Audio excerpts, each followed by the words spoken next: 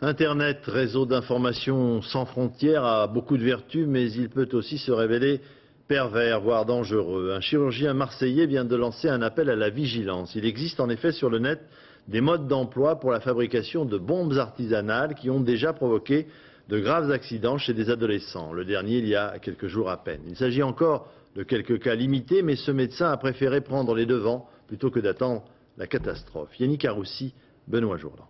Sur la main gauche, il y a une lésion très complexe qui n'était absolument pas réparable et qui a nécessité de réaliser une amputation. Une radio plutôt qu'un long discours pour exprimer l'inquiétude du professeur Legré, l'homme qui a dû amputer Sébastien. Une inquiétude devant cette facilité à se procurer le mode de fabrication d'une bombe sur Internet.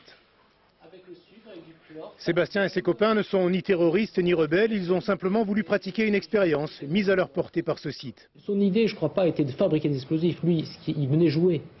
Et pour ce jeu, il a perdu une main et deux doigts, et je trouve que c'est très lourd. Et je crois qu'il est quand même de notre devoir de médecin d'informer un petit peu les parents de la gravité de ces accidents, et je crois qu'il faut faire preuve de vigilance sur Internet. Une préparation à base de chlorate de soude dans un tube de plomb. C'est alors que les adolescents refermaient la bombe que l'explosion s'est produite avec ses conséquences terribles.